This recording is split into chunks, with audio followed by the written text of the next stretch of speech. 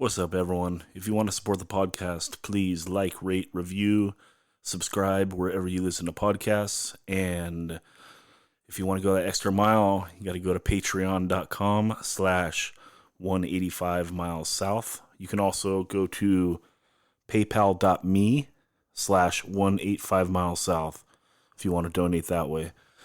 It is time to shout out to all the current Patreons. Much love. I love all you guys. Thank you for helping me out making this happen. Going alphabetically: Adam Heckman, Adrian Gonzalez, Albert Moreno, Alex Payan, Andy Francher, the mighty Andy Die Hard, Anthony McCullough, Carl Valdez, Casey Weisenbacher, Charlie Alvarez, Christopher Holden, Big D Daniel, didn't put a last name, Davi Rivas, Donovan Coffey, Dustin Vogel, Emil Gilmanov, or Emil Gilmanov. Sorry about that, bro. You the man. Greg Cornwell, Heather Wailea, Jacob Mendez, Ja Wobbles Moran. That's Rob. What's up, Rob? Go to Heartwork Coffee in San Diego. Jason Rules, Max McDonald, Mike Paris, Rick, no last name again, Robert Cole, Stephen Wailea, and my main man, Micah Wolf, holding it down, Nardcore in Portland. Thank you for the support, and here we go.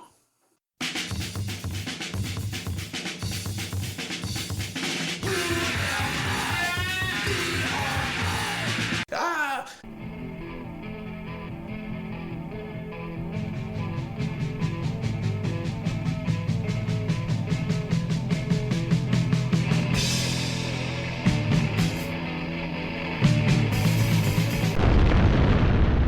185 miles south. A hardcore punk rock podcast.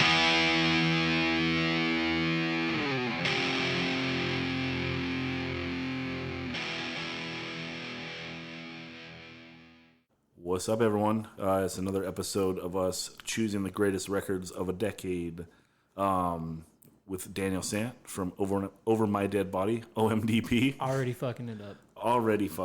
And Greg Cerwanka, not an easy name either, of the Mighty Take Offense. Rolls off the tongue. So OMDB was never mighty, I see. Oh. Shade? Shit. No, I feel like the second guy that gets introduced always gets the extra adjective. Because he goes second, because you introduced the headliner first. Right. Okay. A theory is born. On the last pod for the LPs of the 80s, we forgot to put Sick of It All, Blood, Sweat, No Tears into the Hall of Fame.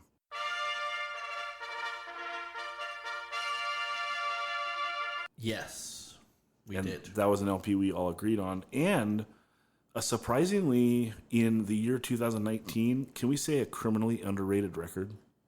Nah, I think if you put on if you ask a younger kid what Sick of It All record they like, it's always gonna be Blood, Sweat. Yeah? Yeah, absolutely. It's probably gonna be their only record, or they're only gonna be like, yeah, I only like the LP and the 7-inch. That's interesting because with so much like 90s worship, I mean, and maybe we'll get into it in our list this week, but I feel, isn't it weird that Scratch the Surface hasn't been like circled back to? It's well, we're gonna get to it. Let's stay on Blood Sweat because Scratch the Surface is severely in my list.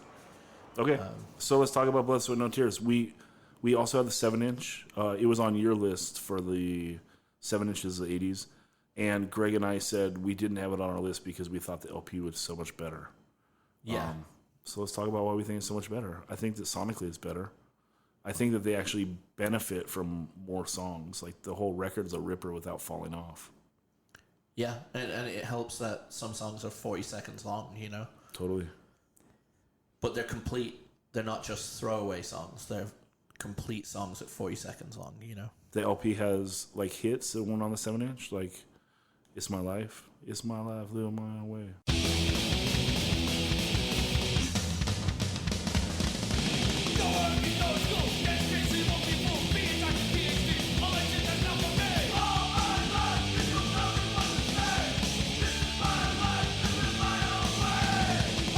I think you can tell that the band have been working the material for a couple of years too, like live playing it, getting it refined to where they get the energy level right. Because, they were all about the floor, getting the whole crowd participation going. Sure. So I think, doing the 7-inch and then what's the year difference? It's like 2-year difference. It's 87 and 89, correct? Yeah. So as KRS-One tells us. Exactly. Oh yeah. And then also you have a record where you get fucking KRS-One to do possibly the coolest intro on a hardcore track ever. And it's just effortless to just how they set that up. Just as this being one of my introductions to like hardcore in general, like getting into this record, I thought there was going to be much more crossover with hip hop like artists, and I was expecting like, when's the Is Rakim coming out? Yeah, exactly. yeah, it doesn't sound corny at all. No, it's just totally like you don't even question it, second guess it. You're like, yeah, absolutely, like it's fucking clobbering time right now. How old is the singer when this album comes out? Like he sounds so grown, and it's almost like his voice, when you think about it, it's like not a traditional yelling voice. It's just like a grown man, like almost like talking loud voice. I don't know. It's the power of the rat tail. Because at the time he had that crazy flat top rat tail combo. Yeah, well, the bass player on this album has a more atrocious haircut. Oh, you got that sick kind of just metal bangs kind of mullet thing, which is the just guy a hard look. When people animate like metal dude, that haircut and mustache combo, absolutely. Yeah. You say with Lou? I don't know. I feel like he like looks the same. Like that dude doesn't look like he ages much at all, man. That's crazy, huh? Yeah. His style though, like with the pegged jeans, with the high tops, and the yo, what's up, everybody? Like, he is a front man. Like, so sick. Yeah, I would say too how the group vocals are recorded on this record too are just so ignorantly hard. They are blueprint. Yeah, like like you want something to sound like, for lack of a better term, it's like either they release the inmates to work with the construction workers that come in to do the backups. That's what it should sound like. Yeah, I think it's also another like touch all bases records too. Like it's still fast enough for your punk dude to like it, still sing along enough for your oi dude to like it, and then it's just got still hard enough for like dudes to just clear the floor too. So yeah, G.I. Joe head stomp. Exactly. Oh, fuck yeah. You got that, and then you got like the wild fastness of like Rat Pack. Exactly. And it just all blends perfectly. You don't ever guess it. Just effortlessly. And getting into it after the record has come out, obviously, looking at all those snapshot pictures from that they amalgamated into like the whole broken glass type thing too. Yeah, and you're just seeing all these like just sick wild NY dudes, and you already know that's what a hardcore show should be, and you are dying to be there, but not quite in the mix. You want to be just on the outside, or at least I did. I was like, fuck, those dudes look crazy. Yeah, and I think the whole what you said earlier about is it criminally underrated? I still think it's definitely the go-to for the younger kids for the Sick of It All record. But do they go to it? Oh, I think they do. That's good. Yeah, I think they do. Like I've seen shit. I've been in Richmond multiple times where G.I. Joe Head Stomp was covered like more than once that night. Mm-hmm. So yeah, I think there's the younger kids that are like totally want that sound and style of just like hard, fast, like sing along style things, and then absolutely they do not gravitate towards any of like the mid 90s era Sick of It All shit at all. That's weird because, again, we'll get to the 90s. We can talk about it then maybe, but we should discuss like... We can roll into it from here. Okay, well, that's true. We can roll right in. How about a transition, dude? Yeah. Bands that did 3 great LPs. Sick of It All is one of them. The first 3 LPs. Right? Yeah, there's not many. There's not many that can claim 3 perfect records. and their first 3 LPs I think are quite perfect. I would love in some like alternate reality or universe to hear like the production level of Just Look Around on Blood Sweat. Yeah. That would sound fucking crazy because the way Just Look Around sounds is fucking awesome. Yeah, it'll sound like when Suicidal Tendencies re-recorded all the classics. Yeah, true. You can never capture. Oh, I don't know. No, if you only heard it the first time like that, not Exactly. not a revisit. I still want to hear it like that. But that's the thing that makes that Sick of It All LP, The Blood, the Sweat, No Tears, like, so rad, is like, it is harder sounding than Youth of Today, but it still is like, just as like punk sounding. Like, it's just harder, but it's still like, it didn't, the hardness, it did not go like metally. It's just hard. No, it's that perfect late 80s New York hardcore sound, which, again, I feel like registers more with younger kids every time. Yeah. Younger kids in a post-terror hardcore world. Exactly. Because, you know, terror's so referential to this record. You know, it being... To this a one or signpost. Just Look Around? I would say to all... especially this record more, even though they probably sonically sound a bit more like some of the songs on Just Look Around. Yeah, I feel like Just Look Around is definitely the underrated, underappreciated record. I think it's the best of the 3, Yeah. personally. Daniel? Well, on my list for today, I have Both? cheating. You cheated and have both? Put Just Look Around / Well, let's Scratch go the right into it. Surface. Let's kick off the best LPs in the 1990s and go right in. And so your first 2 selections are Sick of It All, Just Look Around.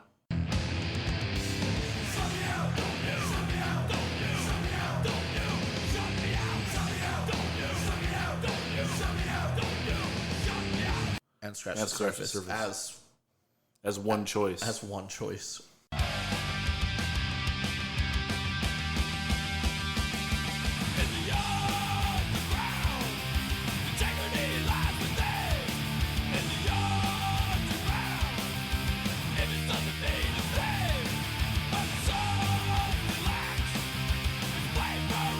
Because I am a sneaky. But, I mean, as I got into Sick of It All, it was probably literally right when Scratch the Surface came out. Okay. Which is, do you have the year written down? 94. 94. So Just Look Around 92, 91? I think it's 92. Okay. But it might be 91. But And when is the live album? Live in a World Full of Hate or whatever? Yeah, the Lost and Found? that's about 6 months after Scratch the Surface, I think. Okay. And that is so good. So killer. Last chance to dance, everybody. Yeah. I always, if I hear Betray, even by Minor Threat, I think about on the break Lou saying "Last chance to dance." Yeah. Like it's ingrained in my head.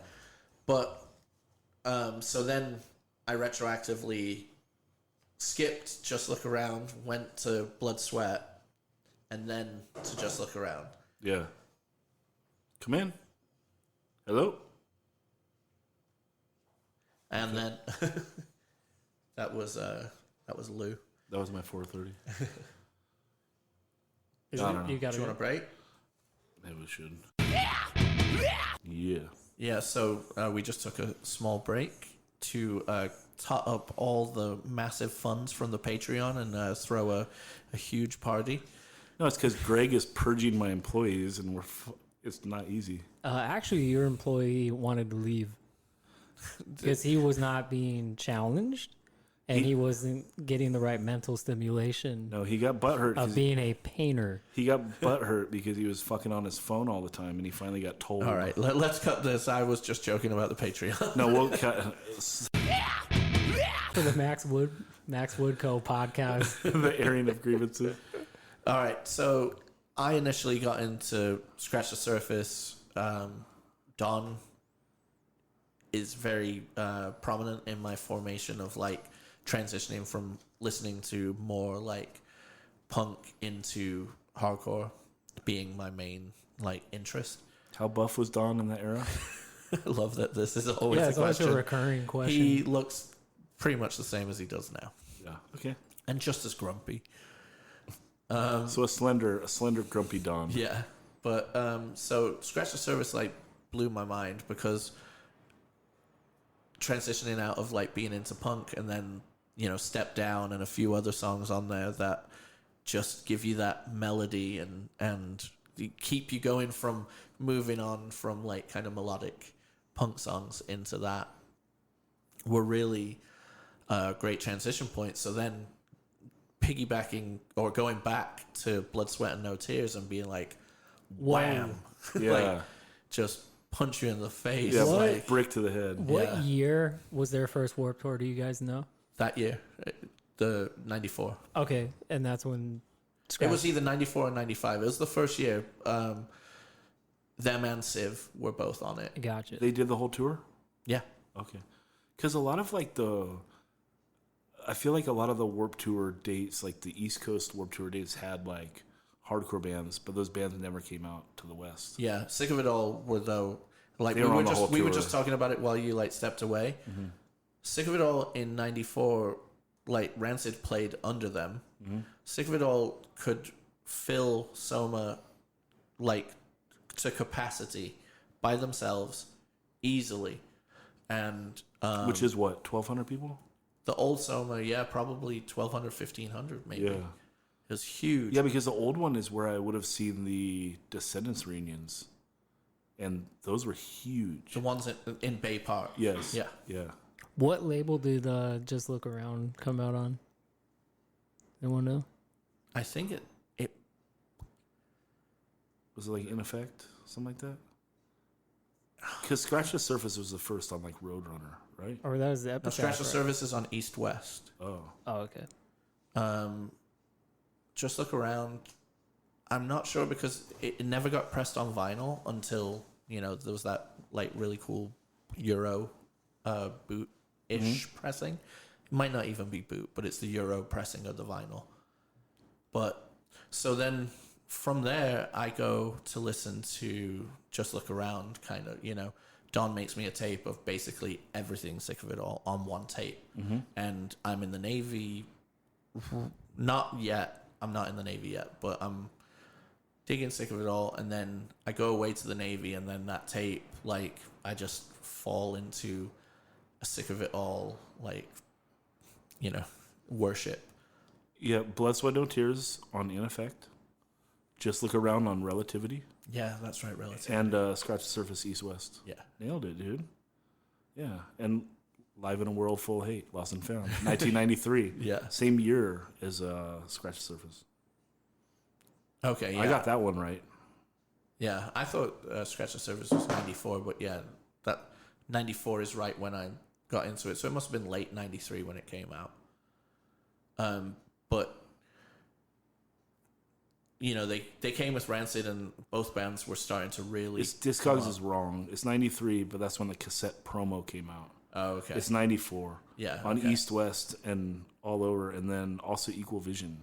Yeah, Equal Vision did the LP. vinyl. Yeah. That was terrible radio right there. that was some not doing your homework shit on my part. Well, I didn't bring my notes down with me this time. I knew that you were going to save it all though, so I should have had notes on it. Did you guys cheat and look at my list when I was gone? No. Did you? Negatron, bro. All right, cool. But yeah, so Scratch the Surface like has those, and actually let's stop for a second and just talk about Craig Ahead's bass tone on Scratch the Surface. It's great. I think it might be the best bass tone of any hardcore record ever. Wow. Especially on Scratch the Surface, the song do do do do do do do doom, like fuck. Yeah, Go ahead, drop that in right now. he's one of those.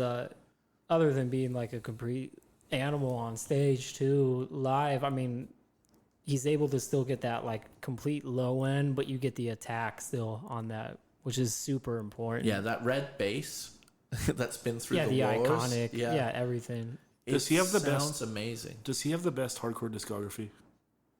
Craig Ahead. Damn, it's pretty. I mean, as much as a gross person, Porcell's pretty up there as well.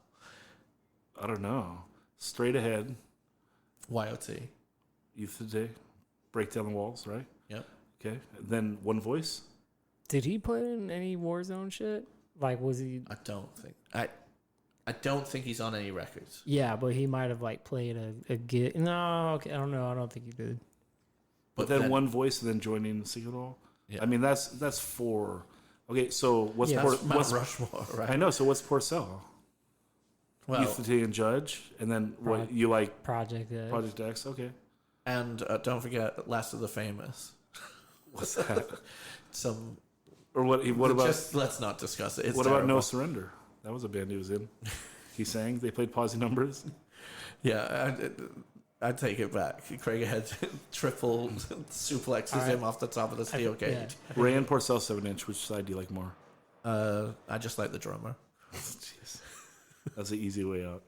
Broken Glass, I like better. That's a good lead. I like the lead. What? We can segue into one of my picks Do it, dude. now, and that is One Voice.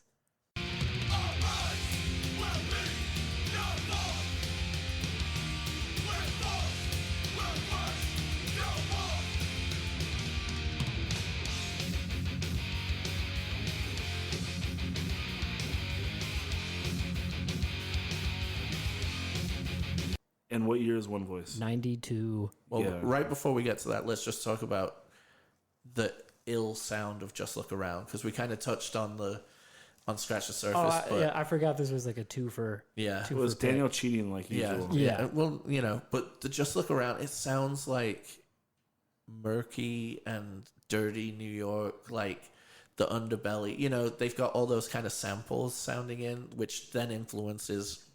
Oh, by the way, we haven't talked about the Hall of Fame. It influences a Hall of Fame record for sure.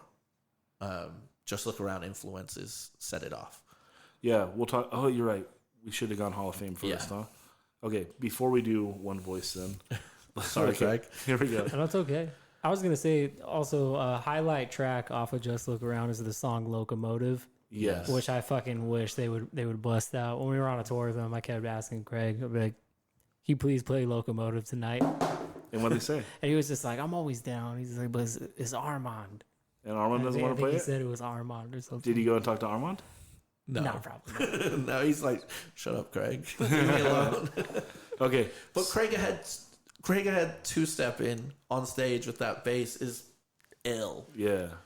What does he play? Does he play a Fender P or he Yeah, plays it's a Fender P. Yeah. The hardcore bass. Yeah. Okay. So before we get to One Voice, let's do the 1990s 185 Miles South Hardcore LP Hall of Fame.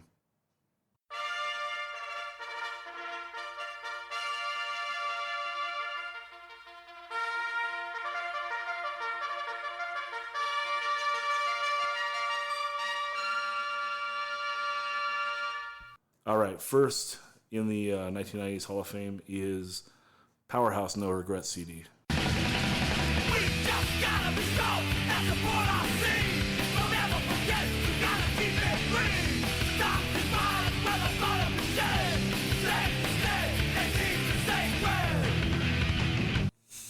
Right? That's the greatest fucking record of the 90s. Unfortunately, it didn't come out on vinyl. Although, Safe Inside, Where Are You At? I know. What's up, Bert? It's going in there for me. No, but for real, we only got 2, which is different from there was a lot in the 80s. And we have Madball Set It Off.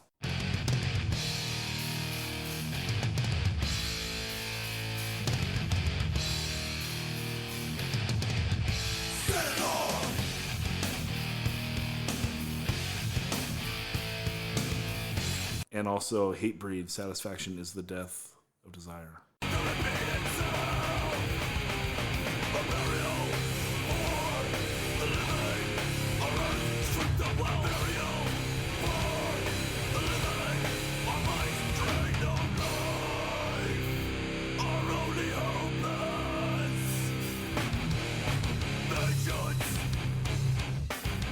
There should be a couple more records here in the Hall of Fame, but we've got very differing tastes. So there aren't a couple that are in the that truly are in a 90s Hall of Fame that are not going to be. And hopefully with the Hall of Fame, I don't want to add anything to that because it's slim pickings for me when it comes to 90s hardcore, baby. Is it?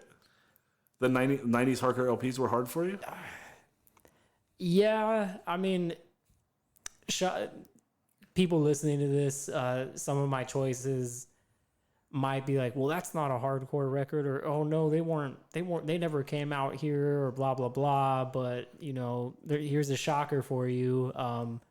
Hardcore always keeps evolving, and younger generations get involved into it. Shut up, old man. Yeah, is what Greg's saying. Pretty much. Or you scratch your head and be like, well, they like that now? And it's just like, well, yeah. And this record that might have been a dud or slept on at the time, or might have been laughed at, or been like, oh, that sounds stupid because it's not this. Mm-hmm. Well, guess what? You know, every band that's saying that they're a hardcore band from 2010 to whatever is completely studying this one record. So you have to give it its due, in my opinion. Fair enough. So let's go into... But as we discussed earlier, like, it's all relative, right? So yeah, every hardcore band 2010 on is living in a world that Terror blew hardcore apart, kind of, you know? So the influence is there, and then Terror's influences of these somewhat may have been regarded as niche records or whatnot. You know, it's just a very relative thing, because we were discussing while the mics were off that if...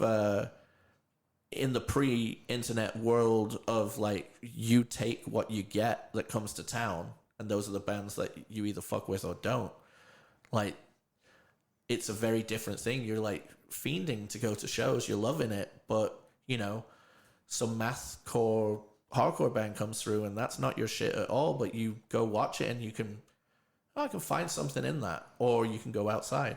Yeah, why do I still like Grimlock 20 years later? Yeah, yeah. I mean, because they killed it live, and then on the 7-inch, it was like literally, I don't know, it just delivered. I am angry all the time. The nerd in me likes the band name. Yeah, no, I know that should have been a San Diego thing. Grimlock should have caught on. Okay, let's get to Agnostic Front One Voice. This is... Wait, we haven't finished the Hall of Fame. Oh, you want to talk? We should talk about the Hall of Fame, right? Yeah, yeah. Okay. Let's just do it so it's out of the way, so people aren't throwing the phone against the wall going, they didn't fucking set it off in their list. Yeah. Okay. So, okay. Madball set it off. Yeah. The greatest hardcore album. Ever. You sum it up. There's not one fucking dud. It never stops. There's not a sleeper on it. It is perfect all the way through. Yeah, and it's still drawing like direct influence from going back to like Victim in Pain and United Blood. Like, they still have songs with like that beat, you know, it's like, but sonically it's just next level sounding. Like, some of that stuff they do, Greg, I don't even know how they do it on guitar. Like, it sounds like chuggy, but they're not like palm muting. Yeah, he's just Matt Henderson. He's just kind of a wizard. Yeah, he's just muting. Yeah, like, what's he doing on New York City? Yeah, and it's just like yeah, no, I think the one part like the verses, he's muting all the strings. Yeah, he's muting all the strings, and he's just like attacking it. Yeah, you know, so you just get that like. And with that level of production, it's just like, what the fuck? This sounds so sonically. You know, because I asked him when we did that Set It Off tour with him, and I was just like, man, I'm gonna try not to pick your brain every night. And also, shout out to Matt Henderson. He's one of the fucking coolest dudes ever. And a side shout out, one of the greatest interviews I ever read was on the Livewire, like when they had that website going. They did this super long interview with Matt Henderson, and if you're interested about him, you should Google it, because it takes all the way through from like Blind Approach all the way up to the present. Are you thinking the Double Crossed? Yes, yeah. Same thing. So Double Crossed and Livewire, I think they were like hand in hand, right? Yeah, Livewire was Ed's record label, and Double Cross is Tim McMahon, but they're like broskies. Okay, yeah. You know, they live in each other's pocket. That interview is insane. Yeah. It's like the greatest thing ever. Oh, but I asked them, you know, I was like, what was going on when you guys wrote Set It Off, you know? Because I asked them too, with Agnostic Front's One Voice, like, how come that didn't catch on, right? Yeah. And he kind of just told me that at that time, thrash, like crossover style stuff, things with guitar solos. It's 92. Like it had just been like done so To much death. to Yeah. where, which this is fucking like sacrilege for me, Yeah. like what? Like Yeah. we can't put a 2-minute solo in this song, Yeah. But no, people just were over it. And then for them, I think he was like, we just wanted to just go Neanderthal with it. So not even fucking hitting the notes, just kind of like muting the strings and just Yeah, and only 2 years later. only right? 2 years later. Yeah, so I think it was just to go really hard opposite direction. Well, still aggressive and hard, but just make it just total thick Neanderthal sounding. The best when he said Neanderthal, I was like that kind of sums it up. Well, he also has the youthful energy of Freddie and Hoya, like Exactly. driving it. That we want to play music that people are gonna fucking go through the wall for, And I believe it might. Did Hoya play on the second 7-inch? This might be Hoya's first record because it's definitely more. It's got the rhythm. I think he was. He's on the second 7-inch? I think so. He- Maybe. He's on Dropping Many Suckers? Yeah, he is. Right? He's fuck. Jesus Christ, this is a terrible podcast. Sorry. Well, I think one of the coolest things too is I remember reading a quote from him. I think he said he wrote "Set It Off" while he was like listening to Rock Him. Like he was just play so the beat sick. and he just like wrote the riff to it. Because it is hip hop, almost. Yeah. I don't know. It's the greatest all the way through. I'm not gonna say it's the greatest hardcore record ever. Personally, Yeah. I don't think it is, but I think it is an amazing record. I also think Freddie's vocals get better later in life. I would love Hold It Down era Freddie to be singing on Set It Off, and even though it would be clearer and it might not sound just as hard, I think it would have just so much more of the swagger. I do think his voice gets better, but I think that like the juxtaposition of Set It Off, that it's like so raw but so well produced, is the insanity of it. And Freddie like trying to find his voice on that record and singing like kind of like hard, like he's doing a voice, right? It's almost like Well, he's like 19 on that record, right? Yes. Which is fucking crazy. Yes. As well. And then I think that is also another. It recorded at, I want to say, is at Normandy Sound, and it was like Don Fury was in there as well. So they got like the blend of the both. 1-2 punch. Right? Yeah, and I remember too Henderson not liking the production on One Voice, but then when they did Set It Off a couple of years later, and I could be wrong, but I want to say it was at Normandy Sound with Don Fury, and it's like they got it for that one. it's awesome. Yeah, and Did you ever have a system in your car? Like I had a system, like with when I had like a Civic and an Accord, I had like the I mean, the if two you're big. gonna have one of those, you need the fucking system. Yeah, I mean, like, well, yeah, I had like the big bass shit in the Sub- trunk, the you know, like a sub, yeah. total idiot, you know, like being all loud and stuff. And the thing that sucks is when you put that in, like, you only listen to like albums that sound this big for like a couple years. Like, you're gonna start listening to like Little John and shit because it just sounds so good to bump it. Well, it's mixed Yeah. and produced to be bumped. Yeah, and then like I would like only listen to like Madball and Hatebreed and shit in the car, you know, or hip hop. And it's like there's no more listening to SSD in the car. Like, what's the point, you know? yeah, I mean, But this is like one of those records that can hold up to like having a real system in your car. I never spent money on that stuff. I always just spent money on shoes, like always. The great thing about this record too is like, if you think back without the power of the record behind it, you look at the album cover, and you're like, what? Whoa. But Dude, with the record, it finally I got the tattoo because you guys have had all the other tattoos. well, Greg's got a DRI back piece, True. you know. Damn. True. Yeah, it's a, No, the album it's cover a Hall is of Fame. the album 'cause cover we all is love it. perfect. And their logo is perfect, and it looks beautiful in that blue. Yeah. Like against like the black and gray of like the baby and the gun. And then the back is that. The back is that photo of with them the like in an dog. alley and with a Stigma's dog. got like the Steelers hat, I believe. Yeah, they got like puffy jackets and like the high beanie, and it's like, dude, these guys are straight up gonna fuck me up. Yeah. To quote my man Colin, it's like find a flaw, Yeah. and that's you're not gonna find a flaw on that one. No, I love it. Absolutely. It's I feel the like- bounce. The bounce Madball brings is really important, you know? Like, and having you say that he said he wrote that to like rock him, like that bounce. There are other bands that have done it, but there's no band that's perfected it. Well, also too, it's the transitions into going into completely different tempos. Like perfect example, Lockdown, where it's just like classic New York hardcore, like fast track, right? And then you're just riding it on the fast beat and just go like the dan diddle dan diddle dan diddle dan diddle dan dan ban. Yeah, and also Just seamless. yes, and the fast beat too is gnarly because it's kind of like that new school punk. Like the fast parts, they're holding on to like chords kind of for a long time. Like it's not super riffy on the fast parts. Yeah. And the guy's doing do da da da do da da da do da da da do da da da. Well, that's Will Shepler, which is just He which kills is a it. fucking beast of a drummer. But like, he's already. not Yeah. doing like how most people do that da da do that No, da do no. that da do that da do that. He's doing do da da do da da do da. Yeah, and he was on he was on the single kick game. Yeah, He had oh, the yeah. quickest like insane, man. Yeah, yeah.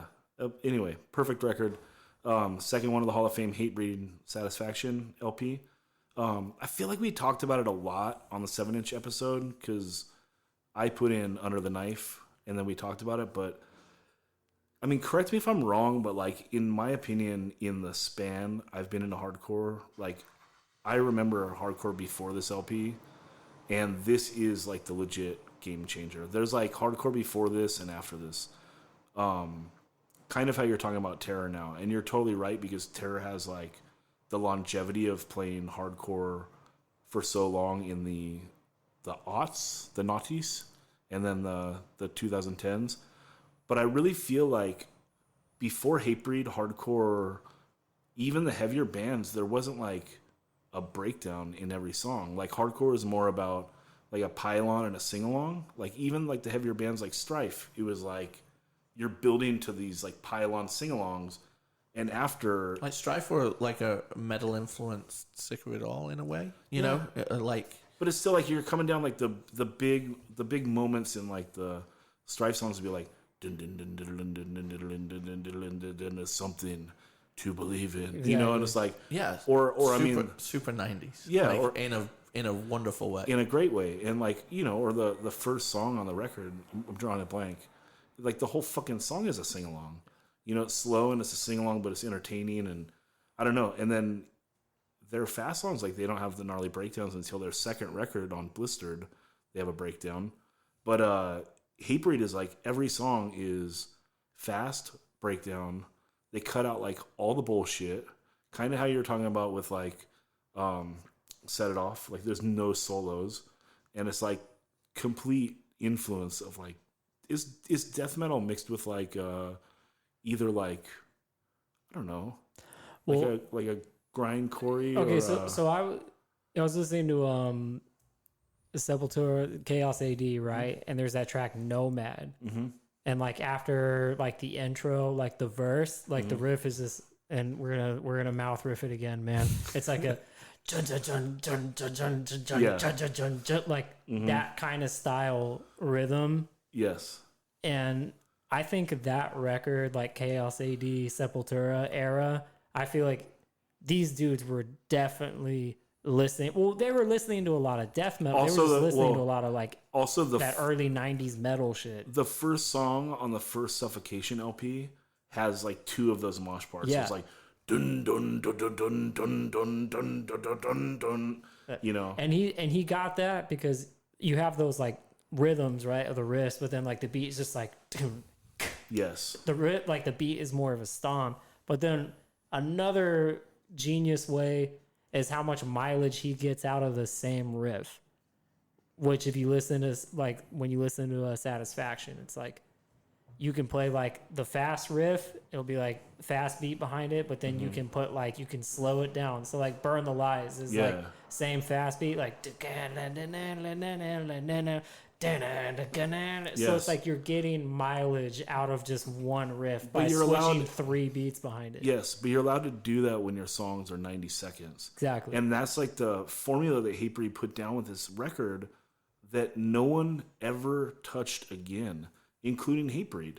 Like, no one ever touched this record again. The closest thing would be the first Terror record. Did people trip out in a way when they first heard it, since you guys would have been hearing it for the first time? Was it almost like comical? Did you be like, is there a band seriously writing like they just went that pure to the source? I don't think that we understood like music enough. It was a slow burn because they toured so much on it that it got bigger and bigger as each year they came around, and it increased that. But the one thing that we've not mentioned in the kind of formation of this musically, they were also obviously into their peers. Earth Crisis, listening to Earth Crisis, and also listening to Madball, you know, and like bringing those influences into it as well. Like the breakdowns that Earth Crisis would also have, but on a kind of a slower thing, they would. It's just hit not it a little bit harder. It's not a breakdown to me if it doesn't follow a fast beat. It's just like a tempo change. Yeah. You know, and that was what so many of the when you were there like live, it, even if it is the crowd chose this is the breakdown. No, I understand. Do you know what I mean? No, like, I understand. It's still a mosh part. It's just like I don't know. If you want to mince words, I would say it's still a mosh part, but not a breakdown. There's a breakdown, you're breaking it down. There's like, a fine line. Yeah, I get that, but you know what we loosely call breakdowns anyway is just when people go fucking apeshit. No, I would say it's the part after a fast part. Well, I mean, if we're talking about like writing music, and so to answer, but you can definitely hear the influences of their peers in the formation of this record, especially post Under the Knife into this. Do you know what I mean? Yeah, I agree that it's like it pulls in influences of the time, but it's untouchable. And to answer your question, like, were you like, I can't believe someone's doing this? Like, well, it was like inconceivable to be able to write anything like this. Like, it's like, I don't know, because when you listen to it, you're like, this is so simple and so good. How could I not come up with this? But it's like, no one ever touched it again. There's never been a record that sounded like this ever again. It's like, and dude, if Set It Off, like, if I think that's the best hardcore record, like, Hatebreed Satisfaction is like top 5, top 10 for me for sure. Well, like, to go back to Greg's question, it's also the thing that happened is the people that really fucked with this the hardest were like the people that are gonna bring trouble to shows. Do you know what I mean? So it was kind of like it's you trouble. Almost have a little bit of a bad taste in your mouth for it for a while. Making music for sure. You know, it allows somebody who wants to fucking be a dick at a show, a dick at a show. Well, but after this record came out, there wasn't that much opportunity for us to see them either. Yeah. Like, I'm telling you, like, when this came out in Southern California, they played, I think, the Showcase Theater one time. Mm-hmm. And that's it. Because when they played the Barn, that was when Slugfest came out with them. And that was before this LP. That was just off the 7-inch. That would have been when they played the Garage in Chula Vista, I believe, right? Mm-hmm. Well, the thing with this is, like, you can tell they came and played the Showcase, and then Throwdown starts, you know? Like, and Throwdown is directly, like, worshipping Hatebreed. I know. Like, all the songs, more than anything. But they're like, yeah, it's like full Hatebreed influence. Like, when you listen to, like, the first Throwdown record, it's like they almost sound like a band that has a single influence. Yeah. Like, it's they're Hatebreed. But again, a band that takes a stab at it and misses the whole point of what makes Hatebreed so good, which is that they're in, out, and done. You know, like, they come in, they punish you fast, they hit it with, like, a harder breakdown than anyone can write, and they're out. Yeah, but early Throwdown, like, demo and 7-inch, they were borderline joke band because they were like, yo, this band just came through and played the hardest breakdowns ever. Let's do a band that's only breakdowns. Do you know what I mean? Yeah. Like, let's celebrate that. Let's ride the China and then it was crazy. You would go see Throwdown at the showcase, and everyone would do this for the China. Yeah. But when you looked out at the crowd, Yeah, it looks it was a like little everyone's sketchy. fucking Sieg Heiling, and you're like, what? What to chime in what you said earlier about like this was the record that would bring out a certain type of person to be like to live be their that dream. to be that guy, right? Yeah. But I think it's funny because I think when they wrote this, like that's definitely like not their intent, because it's just regionally this is how they just Yeah, it's their scene. You That's their watch scene. those old videos of them in And Connecticut. I think it's fucking yeah, and I think it's like sketchy. really interesting because you have bands that just like naturally, organically develop in their scenes where it's just like, hey, for some reason, this certain scene and this demographic, like this is just how we mosh and this is how we do shit, right? So then them fucking making like the best formula out of it and just becoming this like phenom where you just hit it and then you're exposing like yeah, that's what I'm thinking. Like people just didn't like know what to do with it, and then you have like all these like people not getting it and just going like, oh no, like this is exactly how I get to live my dream of just showing up, because now I have a purpose to sock people in the face, because they're going to play the person in the face riff in every song now. And they're gonna call it out with a mosh call. Exactly. Too. Like fucking destroy their fuckers. So for them being in Connecticut, it's like, oh yeah, this is what we do. Like this is just how our scene is. Like people just hit each other. Like not. But then if you watch those videos, like dude, the pile-ons are dude intense. running up on stage with a mad ball to like attack him and stuff. It's like fuck. But there is like Greg was gonna say, is like there's also 40 dudes on stage singing along to every word. Yeah, it's like one of those like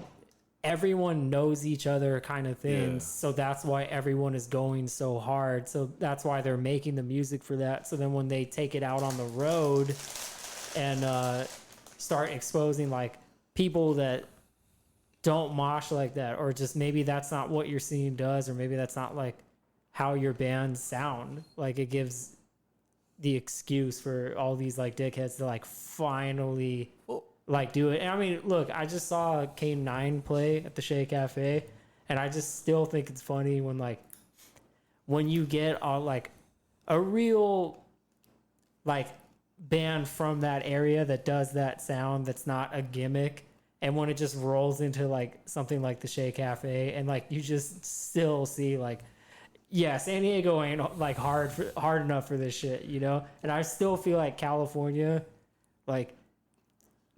can be that like can be hard, but not that type of hard. Yeah, because when we talk about regionalism, we're not walking through fucking snow and sleet to like go into a show in like 6 layers and try and find somewhere to set our coat down that doesn't get like fucked with.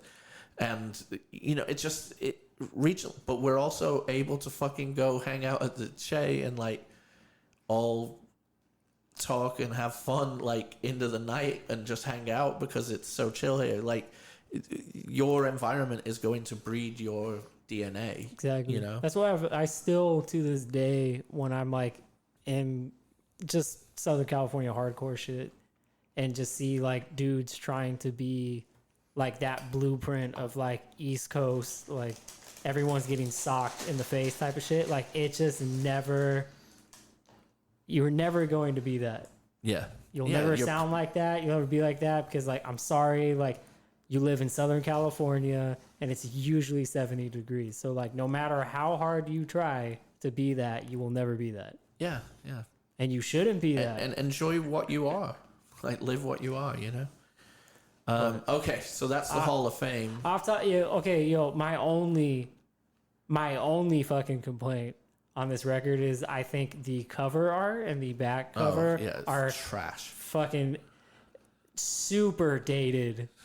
Like, because I'll look at the layout thing and I was like, man, this shit was made on like Photoshop 1, dude. And their merch was like that for 3 years, dude, too. Like you look in the back of it and it's like a live shot, but it's fucking like cursive lettering on the song and squished Squished So photos. you have to like just- squint your fucking eyes and be like, wait, what? Burn the light? Okay. Set it off. It is not. No, set it off. That's what I'm saying. Like that's my only gripe with Satisfaction is just like I do love artwork. baby blue and red though. It The does- color combo is nice. Well, Manchester City, of course, is why you love baby blue. Damn. Well, yeah, Viva los cholos. yeah. So when you look at that, that's my only complaint with it. But looks that makes it so su- 90s though, so it's kind True. of fucking ill. That strip.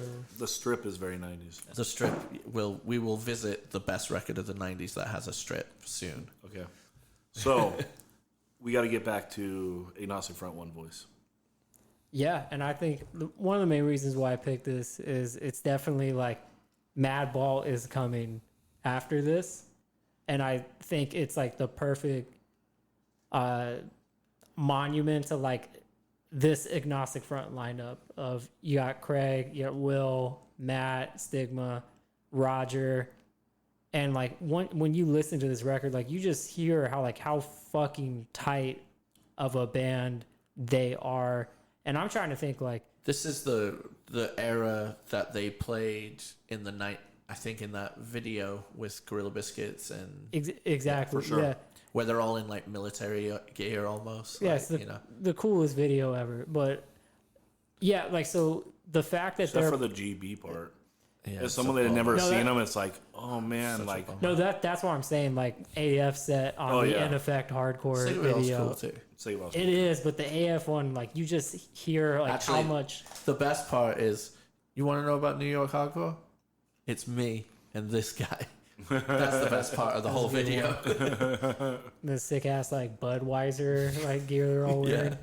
Yeah, that's Jimmy. Yeah. Yeah, but you see how much of like a fucking force that they are. I mean, you watch any like old video too, and it's like I don't know if there was a hardcore band in that time period that was like that tight put together. And then even when you watch their sets, like it's song after song after song, but they're doing transitions. So it's like each song will go into the other one, which I'll hugely influential for me when I do sets for TO. I'm like, okay, I think one of the coolest transitions ever is the Victim in Pain into public assistance thing, Yeah, which they still do which they still do. So because it's that good. because it's that good. So yeah, the fact that there's such a force, and then dude, let's look at the like subject matter of One Voice, where like Roger gets caught in a RICO case, Well, and then it's literally like a theme record. yeah, The whole thing is about and him going to jail. he writes it in there, and it's that record is not on this like I'm a hard ass dude, I'm glorifying this. It's just like, no, this is what's going to happen to you, and this is like the justice system, and this is how they're going to fuck you in there. So yeah, I don't. The production, it like I said, like it would have been sick if it got like the Set It Off style touch, but I think it like was the sacrificial lamb to get I don't. that like kind of that perfect mix. Do you feel like the production suffers? I think it's just It's to compare something to get Set It Off is rude. no, I know, but just on its no, own. but think of it this way: like if you hear other Normandy sound things, like okay, perfect, Killing Time's Bright Side, Judge bringing it down, for like obvious examples. I mean, shit, even you know, a very polarizing record, the Alpha and Omega Chromax record, which are all done at Normandy Sound. And you think that this sounds like a step below it, recording wise? Yeah, I just don't think the mix is right. Like, there's just something that it can be like a little.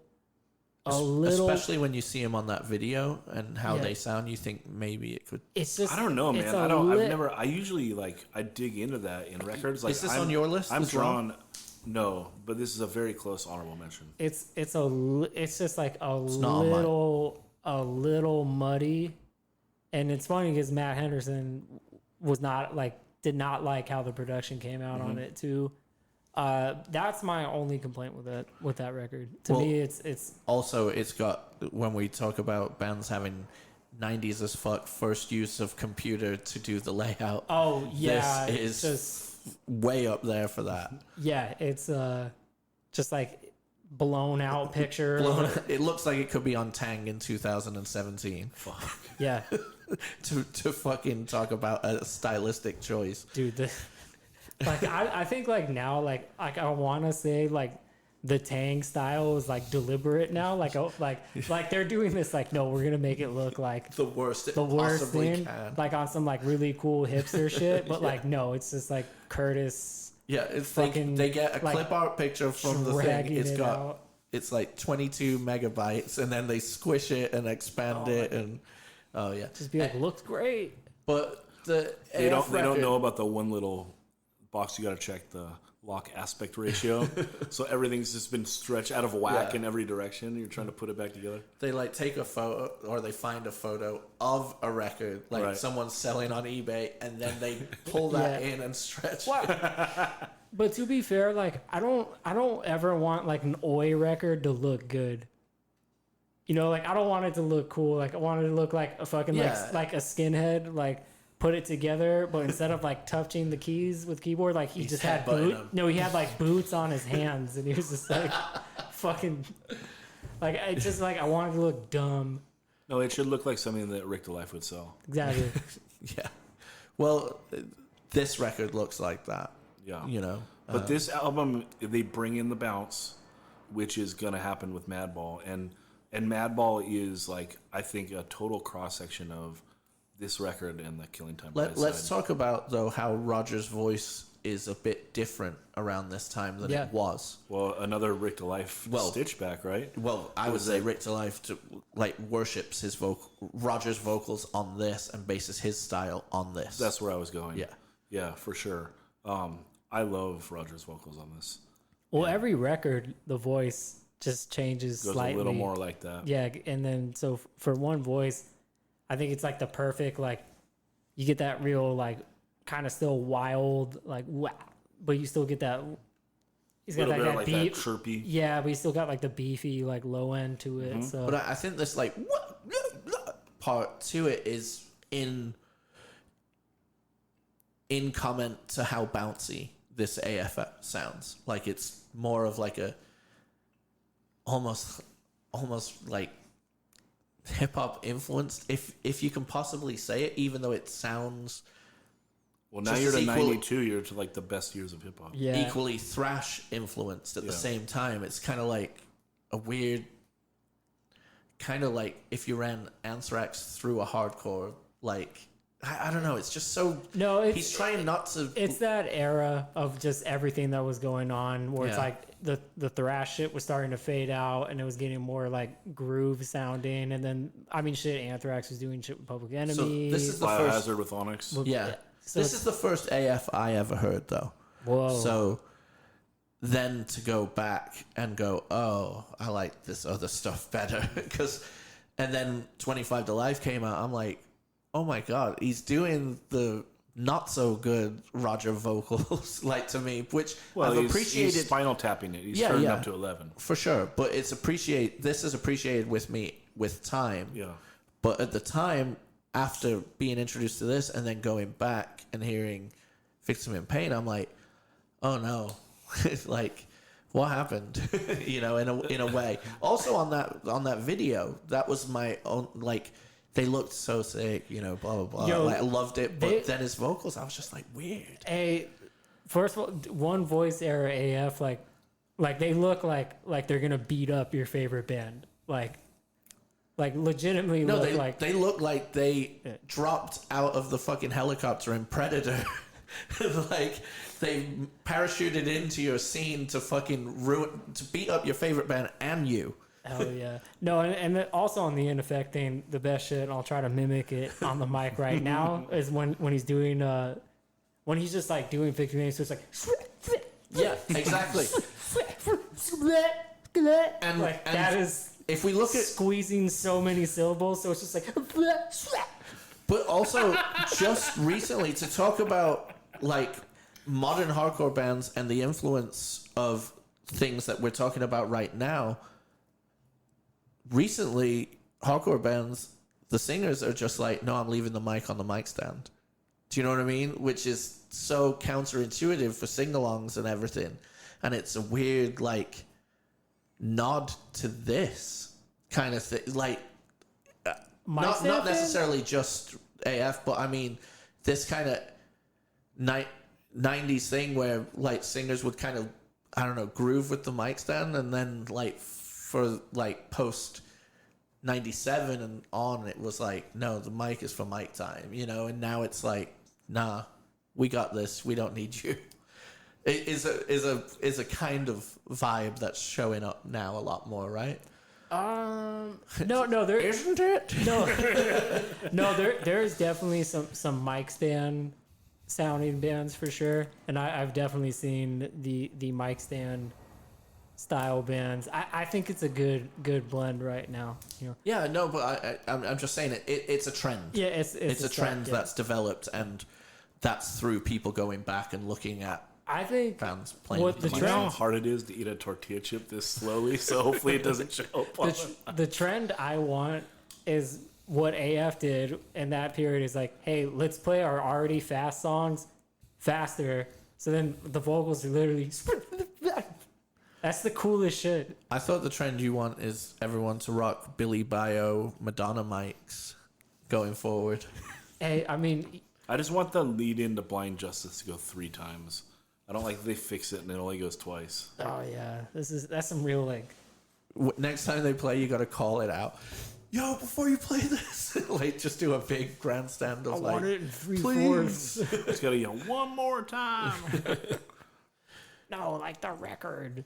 Okay, you guys have each done one. Well, Daniel did 2 and cheated. I can't believe neither of those Sick of It All records were on your lists. Also, shame. My next one is Madball demonstrating my style.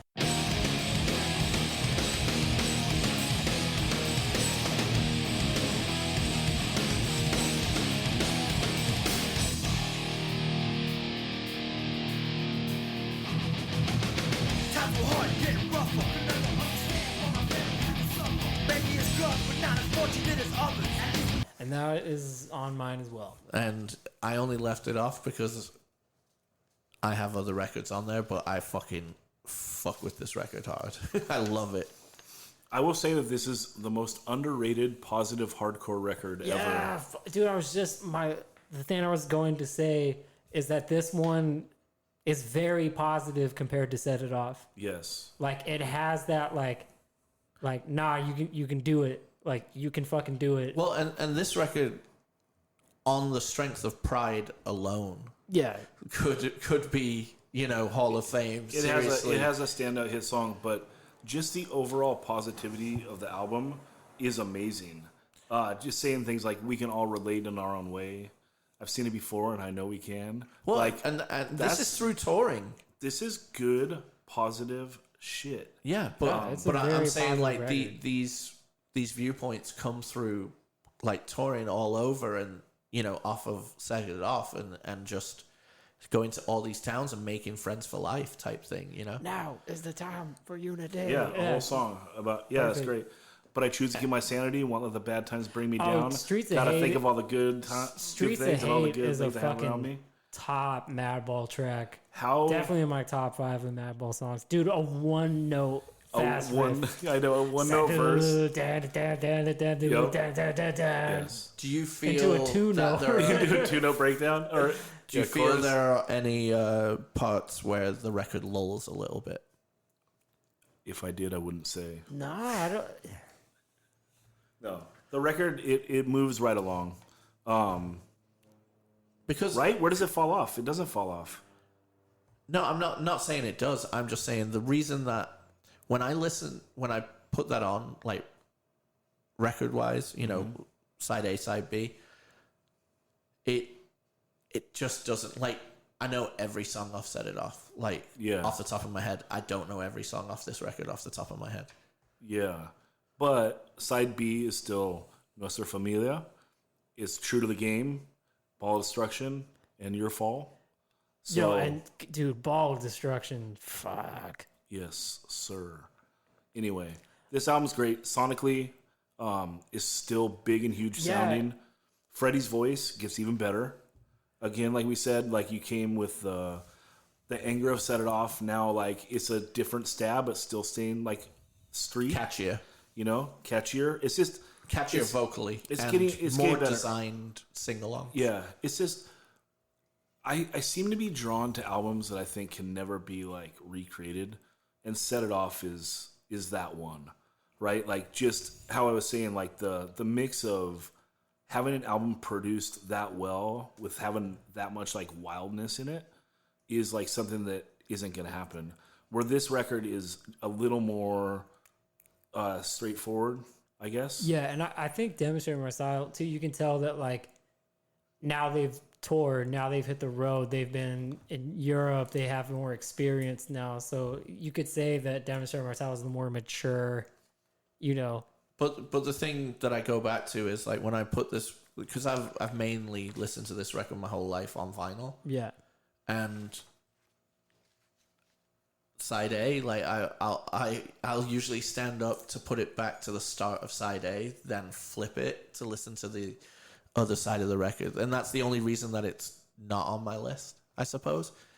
Just on a personal level, like the side A is so front loaded and so stacked with just quality, just like the fact fucking that bangers. Ball Destruction is on set. Well, it's the first song on side B is Nuestra Familia, which was like one of their classics too. Yeah, I'm just saying on a personal level, like I love side A, and also the cover art and stuff is like, now you take it for granted, but it's kind of like a little hokey. The back picture of them all playing cards and stuff, No, It's still not hokey. It's ill. It's 1996 and hokey. Madball. It's so rad. Yeah, I mean, if not them, then who? yeah. And like, But like I don't know if I need it. What are the options personally. of band photos? Like, oh, well, let's just stand around again. They're just trying to take a stab at something different. It looks fucking cool when they stand around. It looks cool when they play cards too. Yeah, I think that was just like that. Hey, if you didn't get the fact that we were from New York, like, yo, we're playing cards. Like, We got cigars. it was a horrible New York accent. It was better than mine. All right. So that one was on yours as well, Greg. Yeah, right? so I got two of them off mine. Okay, Daniel, your turn. All right, should I wait to talk about the best record of the 90s, or should I bring it up now? Bring it up now because It's gonna be Fugazi. we got energy and we can definitely fucking rip into you. Well, you're not going to on this one because it is unequivocally the best hardcore record of the 90s. Life, Love, Regret, Unbroken.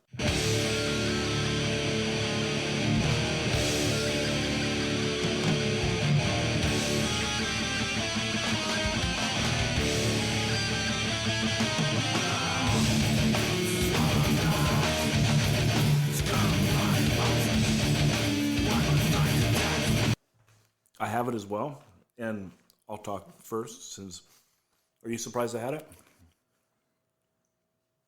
No, because it's that good. I'm not. It's that good. It's like, of me liking like Of the Time things, it's like a perennial 90s hardcore record, and it's like one of those things where when the first notes come in, I just feel like my hands have to go in the air.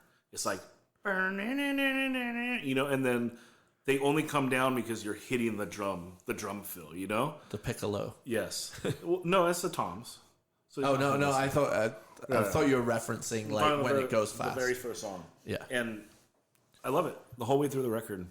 The way I love it. The way the bass sounds, the two guitars that are so complementary but at odds with each other. You can tell whose riff is what, and then not to mention the actual true.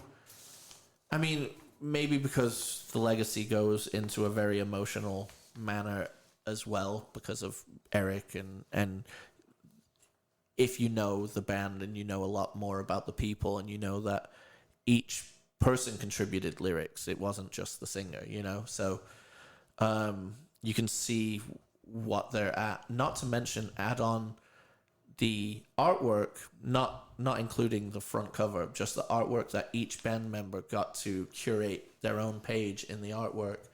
That kind of gives you a snapshot of where each individual that comes together to make this band up, where they're coming from, what they're bringing to the table, as a product, to quote them, but as a like a art piece at the end of it, it shows like they all gave fucking everything to make this record. You can tell that it's a band where everyone put in. It's not like, okay, because you can tell when, okay, you got one guy that writes everything and then you have your lyricist that does everything. No, it's like with this record, you can tell it's like a mix. Everyone has say. Yeah. And you can tell almost stylized who brought which song to the table, you know, like for someone who has lost someone close to themselves, like through a debilitating disease, like End of a Lifetime, like the lyrics to that song and like, dude, that fast beat in there when it goes like that's with the one guitar that just rides above it, like, well, like, it's like full. Is this 92? 94. 94. Okay, that's like a full black metal part, like right when black metal's like going. Yeah. You know, when like the best black metal stuff is happening, like the. Also, like this shows the difference between what we were talking about completely when we're talking about a New York breakdown that's like transitioning from a pace to like a groove based thing. The Unbroken one, like like the drums just start to slow and it's like almost like a runaway train being like kind of pulled back and like, and then it goes into, it's just fucking like right now I'm like goosebumping up. And I've listened to this record, I dare say maybe more than any other hardcore record I've ever listened to, because I can put this on always. And, you know, I know every little crevice of it. I know, like, you know, just everything about it. And it just, I don't know, it's visceral for me. Like, yeah, and Greg talked about it before when we were talking about the 7 inches. He mentioned the song Razor. Yeah, I was just going to say Razor is definitely my favorite that track. first riff is like an insane stand-up. Slayer. It's just Slayer worship, you know? But I feel like I'm getting cut when the riff kicks in too. Yeah, exactly. Like, you associate that music with what the song is trying to say. Exactly. Like the Kiss of Steel part, like, it's dark. It's really dark. The chug verse on Blanket. Yeah. It's like, the albums were, and it's ridiculous. The setup being an off-kilter straight edge song. Mm-hmm. Like, okay, there's all these overtly straight edge bands that around that time turn in a lot of people that were, you know, not straight edge, making them feel alienated in the scene. Unbroken writes this straight edge song that's very political and about, like, you're consuming all of this, you know, like, and just taking it in a different viewpoint and making you, you know, they're called Unbroken. It's fucking straight edge. It's one of the greatest band names ever. Yeah. But at this point, they could give, I mean, they were straight edge, but they could really give a shit because they were kind of dealing with, you know, way more adult tones, you know, on this record of the way all 5 of them were dealing with things going on in life. And I just think about it being recorded at double time and just think about that shitty little strip mall parking lot, and then this thing came out of there. Do you know what I mean? Yeah, there was a rumor I remember hearing like 20 years ago, because one of the knocks that you hear people do about this record is that it's not a tight record. It's a little sloppy. And one of the rumors I heard was like they agreed that they wouldn't ever do more than 2 takes on any song. Do you know if that's real or not? No, I don't know about that. You've never even heard that rumor? No, because I mean, Steve is... You ever hear that? I've never heard it. Okay. Steve is wants things to be right, I would assume. You know, like that he would be, I suppose, a bit more of the the musical taskmaster of the band. What is Rob's facial expression right now while listening to this podcast? I think that, like, by me saying it's not a tight record is not He'd probably a be knock. embarrassed. No, it's not. That's not a knock. Ritual's a tighter record, but this is a better record, and the looseness of it Allows all the emotion to pour in. Yeah, I mean exactly what I was talking about with like that, how they just break into like that black metal fast part for a minute, like that lends itself.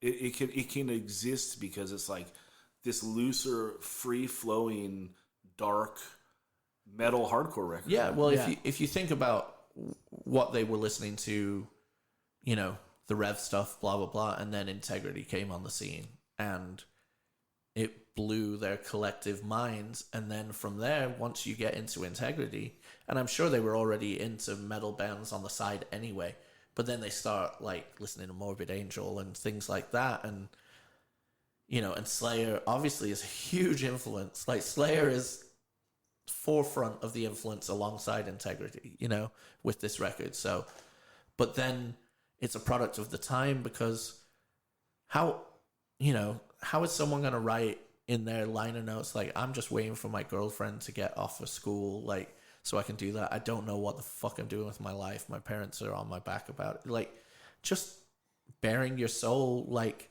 and who cares who reads it, you know?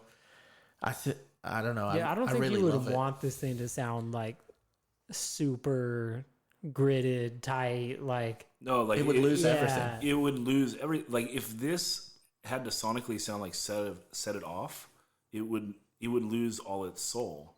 Where like Madball is like you're getting that like nicer, more polished recording. It's making it sound like more hard.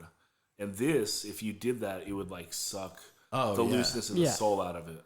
It would sound boring. Yeah. Well, who knows? But yeah. No, if How it was about, if it was produced like phenomenally, it wouldn't about how it looks, be punk. yeah. I was gonna say the cover And it's too. punk. Just the third press is the best, right? With the baby blue, on the cover. That's the best Well, looking one. It looks great. Yeah, it looks really good.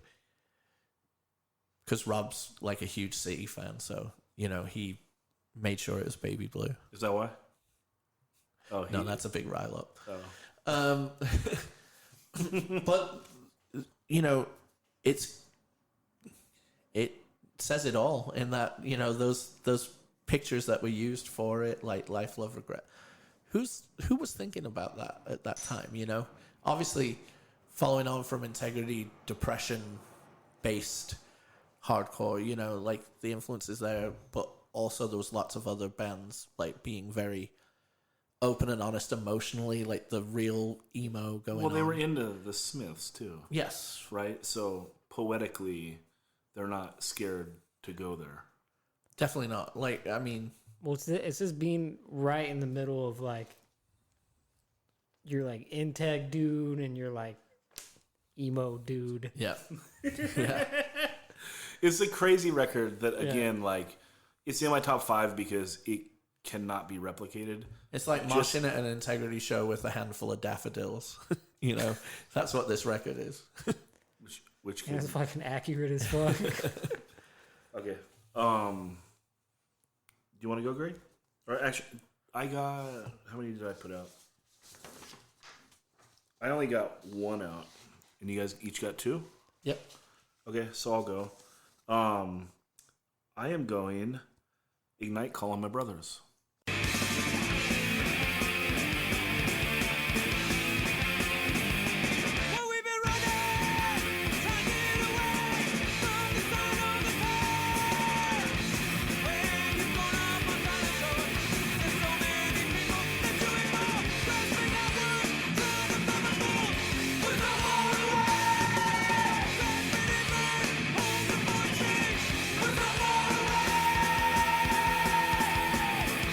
And this is like my honorable mention, my 6th record. Okay.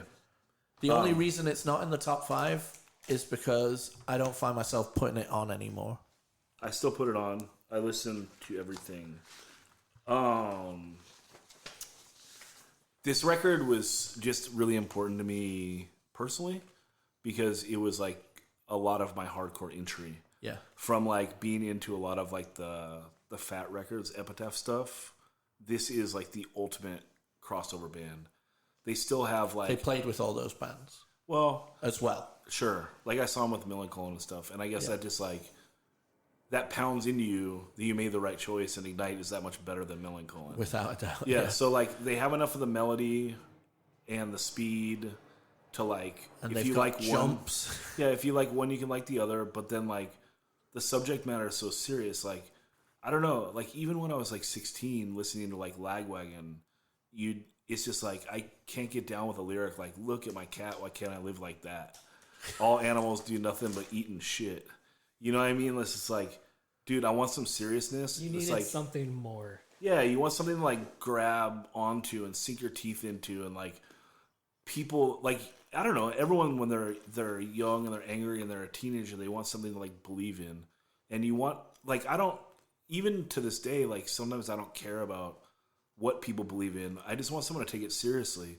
And I feel like as someone that I don't consider myself an Earth Crisis fan necessarily, maybe I've talked about them too much on this podcast. I don't think so. About how well no, I mean just about how much I like and respect them because they chose something, they believed in it, they stuck with it, and it's like all the shit they ever took, they were fucking right.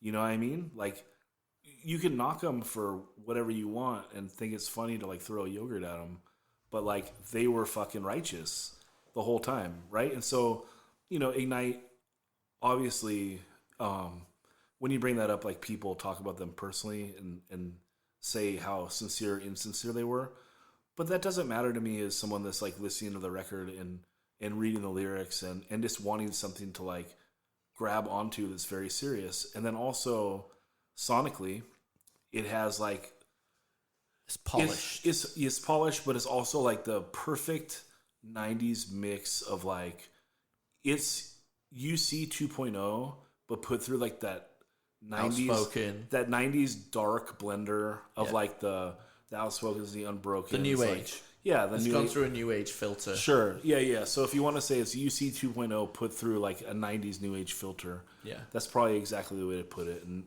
And it's just fucking insane. Like if you put on like Because it's got that emotional core at it. It's got like when there's like a it's really hard to explain this, but like when seeing them around that time and you're up front singing along and he's like putting his hand behind your neck and like giving you the mic, it's like this means so, you know, it's that emotional vein that runs through it that's being expressed. And the Call of My Brothers, like just the song, you know, itself, like it is basically saying, you know, this means so much more because it's these dudes coming back to the table after being gone. Maybe not Zoli, but the other guys coming back to the table after being wherever for a few years and realizing like my life was probably missing something without this. well, the lyrics of Asher Turn are like some of the greatest like I love hardcore scene lyrics ever. Yeah. And I know they weren't written by Zoli. I think that was a who was the first singer? The Sloth Crew, The other not even the guy that sang on Where They Talk. The guy that sang for Joe Foster's other band when he Jesus. Joe Nelson from the Sloth Crew. Guy. He's Joe still, Nelson, yeah. And he sang a Killing Flame. So when Joe Foster left Ignite, he did Killing Flame and had him come back and sing. Zoli's obviously a much better singer. But